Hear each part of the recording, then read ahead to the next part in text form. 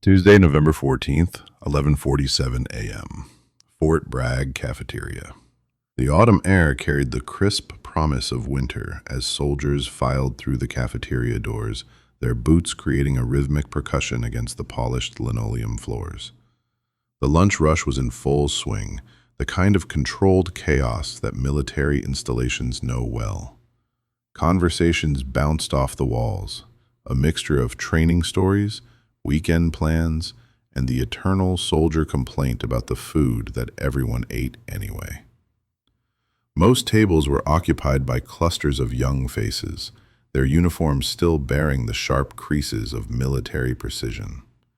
These were soldiers in their prime, fresh from training, eager to prove themselves, their conversations loud with the confidence that only youth and purpose can provide. They talked about upcoming deployments, new equipment, and the endless cycle of military life that defined their existence. In the far corner of the cafeteria, away from the main flow of traffic, sat a table meant for four. Only one chair was occupied. The man sitting there looked like he belonged to a different era entirely.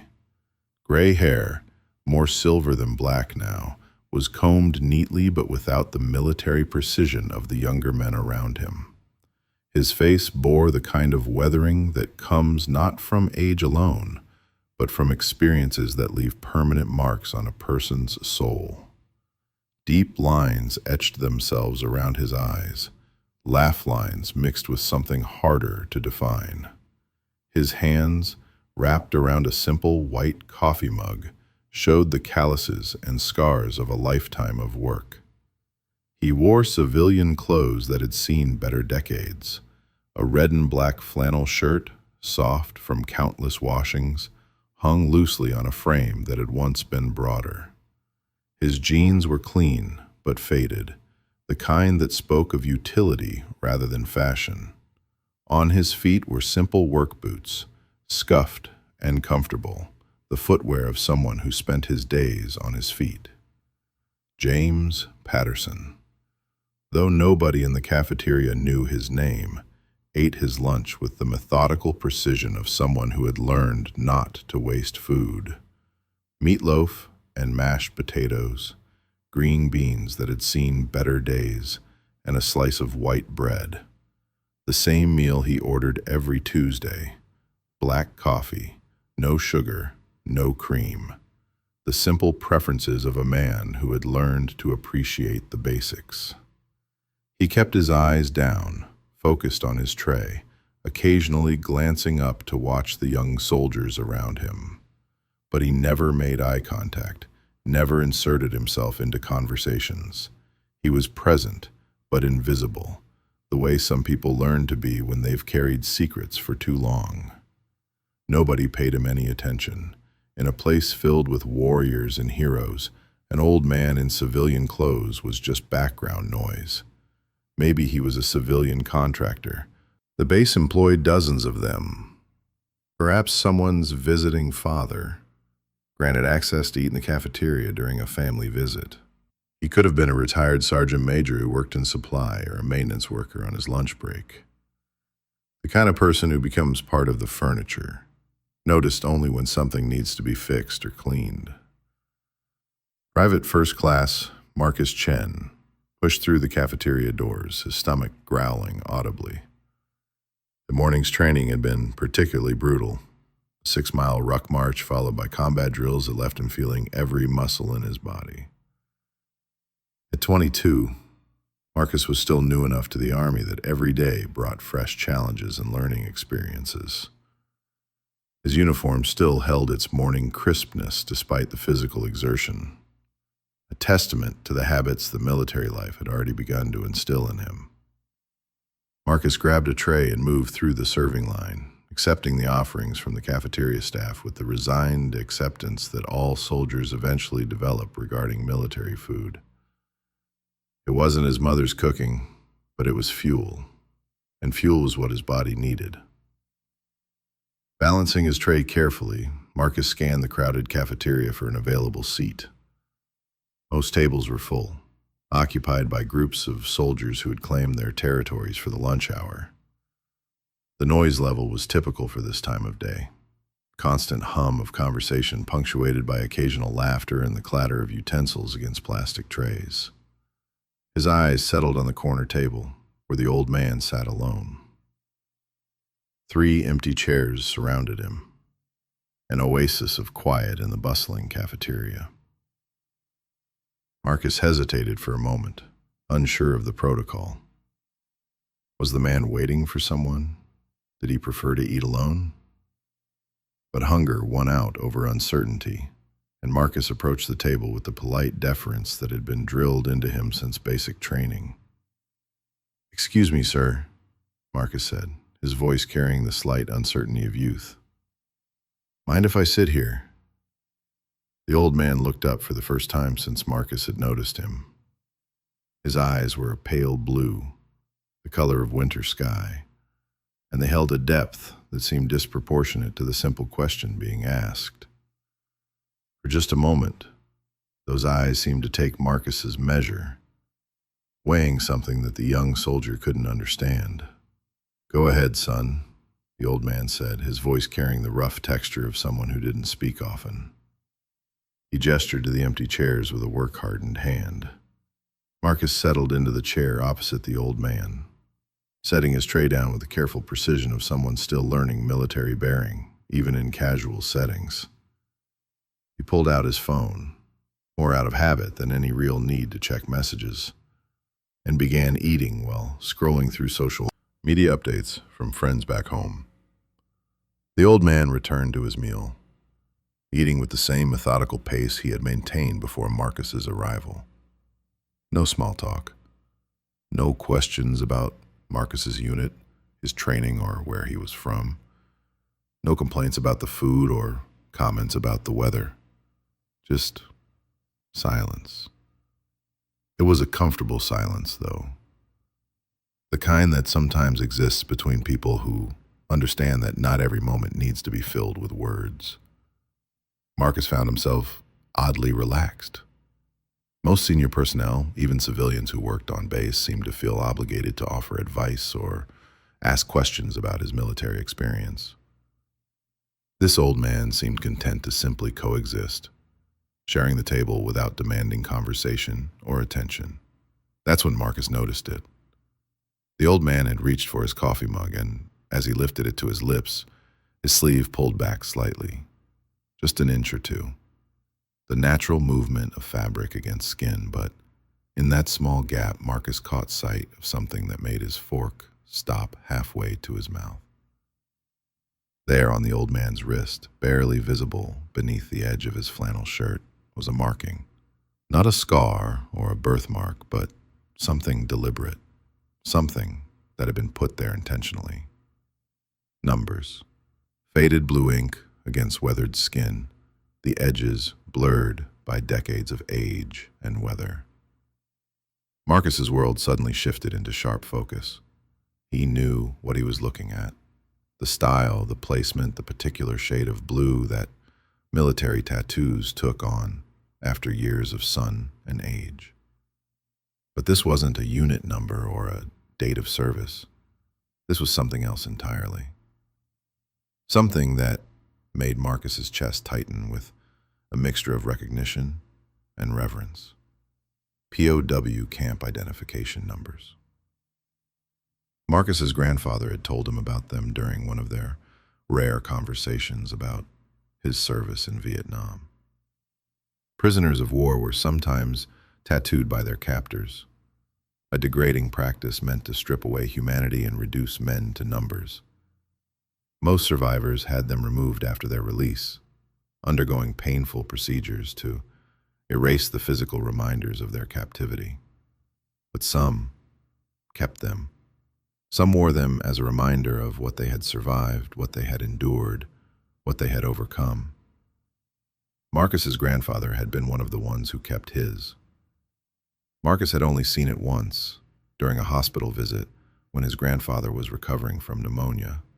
The nurses had rolled up his sleeve to start an IV, and there it was, faded blue numbers on pale skin, a testament to 18 months of hell that his grandfather never talked about. The old man across the table caught Marcus staring.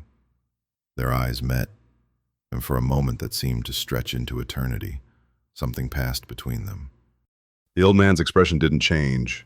No embarrassment, no shame, no attempt to hide what Marcus had seen. Just a quiet acknowledgement that his secret had been discovered by someone who understood its significance. Marcus set down his fork with deliberate care. Without breaking eye contact, he straightened in his chair, not to attention exactly, but to a posture that conveyed respect and recognition. It was a small gesture, but in the military, small gestures often carry the weight of the world. "Thank you," Marcus said quietly, his voice barely audible above the cafeteria noise. "For your service." The old man nodded once, a slight dip of his chin that somehow conveyed more emotion than a speech. "Thank you for yours," he replied, his voice carrying the weight of decades. But Marcus wasn't done. He couldn't be done. This wasn't just any veteran sitting across from him. This was a man who had been tested in ways that most people couldn't imagine. A man who had survived captivity, torture, isolation, and had somehow found the strength to come home and build a life. Marcus pulled out his phone again, but this time not to scroll through social media. His fingers moved quickly across the screen as he typed a message to his squad leader. "Sarge, you need to come to the cafeteria. Now. Trust me on this." Sergeant Rodriguez was in the middle of completing paperwork when his phone buzzed. He almost ignored it. Marcus was a good soldier, but young and sometimes prone to overreacting. But something about the tone of the message made him pause. Marcus wasn't the type to send urgent messages unless something was genuinely important. Rodriguez saved his work and headed toward the cafeteria, wondering what could possibly require his immediate attention during lunch hour. He arrived to find Marcus sitting at a corner table with an elderly civilian, both men eating in what appeared to be comfortable silence. Rodriguez approached the table, prepared to ask what was so urgent that it couldn't wait until after lunch. Then he saw what Marcus had seen. Rodriguez had served 3 tours in Afghanistan and 1 in Iraq. He had seen enough of military life to recognize the significance of what was partially visible on the old man's wrist. His own grandfather had served in Korea and carried similar marks, though his had been from a different kind of hell. Without being asked, Rodriguez took one of the empty chairs at the table. He didn't introduce himself or demand explanations. He simply sat, adding his presence to what was becoming an unofficial honor guard. Word spread the way it always does in military communities. A text here, a quiet word there. The invisible network that connects soldiers across ranks and units. Corporal Williams appeared next, followed by Specialist Johnson.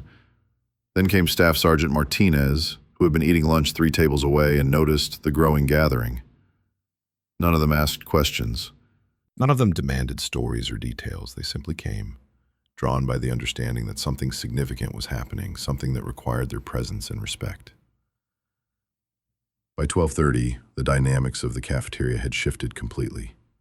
The old man was no longer sitting alone at his table. He was surrounded by a growing circle of soldiers, representing every rank from private to master sergeant.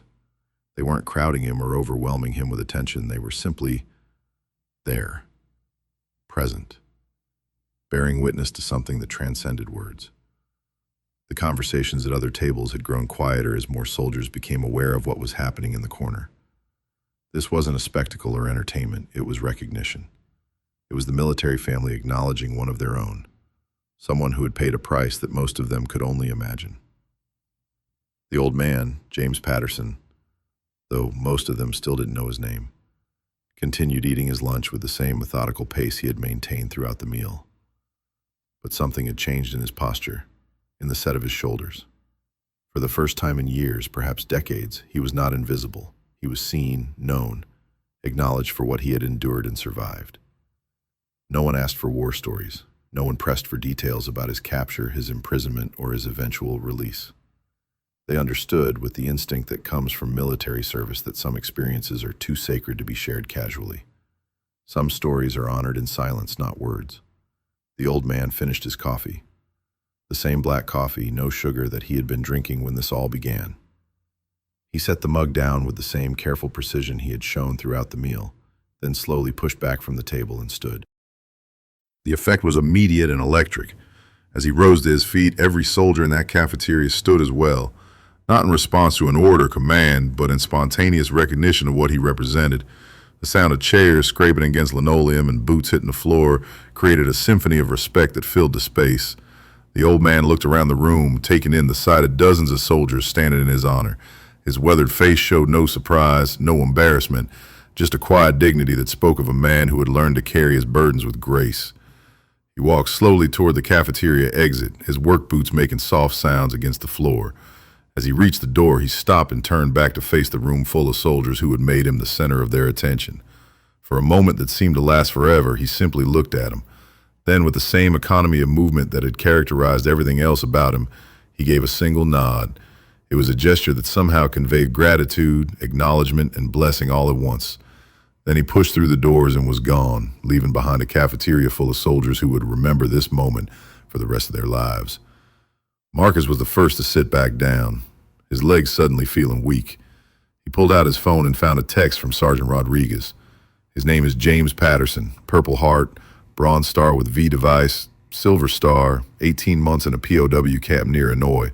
Shot down over North Vietnam in 1968. Been working maintenance here for 3 years. Nobody knew who he was. Nobody knew. For 3 years, a genuine American hero had been walking among them, fixing their equipment, maintaining their facilities, eating lunch alone in the corner of their cafeteria. For 3 years, they had passed him in the hallways and never realized they were in the presence of someone who had sacrificed everything for his country and asked for nothing in return. But now they knew. The next day at exactly 11:47 a.m., James Patterson returned to his corner table in the cafeteria. He carried the same lunch tray, meatloaf and mashed potatoes, green beans, white bread, black coffee, and wore the same type of civilian clothes that had made him invisible for so long. But this time, he wasn't alone. 3 young soldiers sat with him, eating quietly and respectfully. No one asked questions about his service or his experiences. They simply shared the table, the meal, and the quiet companionship that sometimes means more than words. And every day after that, the table was never empty again. James Patterson had spent 3 years eating alone, carrying his memories and his medals in silence.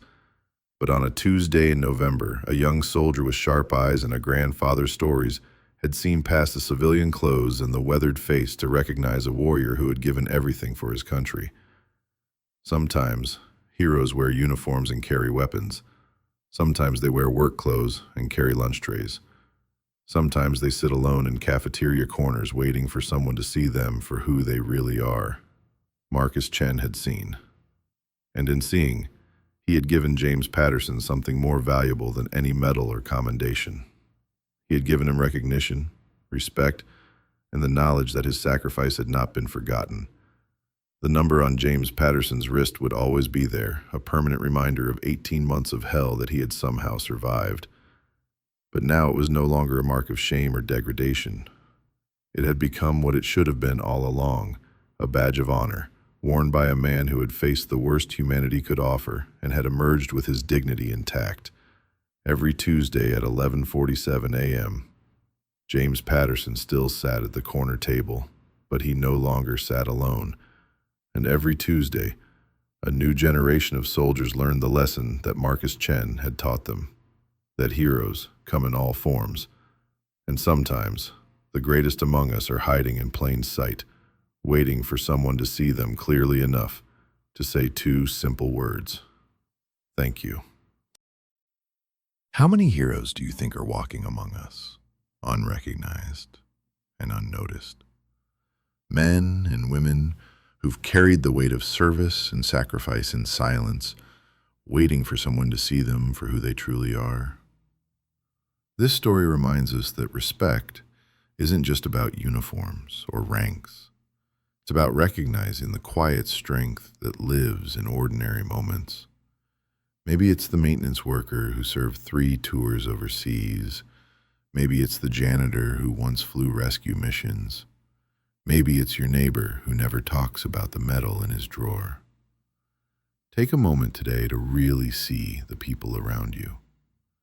You never know whose story might change your perspective forever. What's the most powerful moment of recognition you've ever witnessed? Share your story in the comments below. Your experience might inspire someone else to look a little closer, listen a little deeper. If stories like this one move you, hit that subscribe button and ring the notification bell. Every week, we share true tales of courage, sacrifice, and the quiet heroes who walk among us. Because every veteran's story deserves to be told, and every act of service deserves to be remembered. Thank you for watching, and thank you to all who served. Your sacrifice will never be forgotten.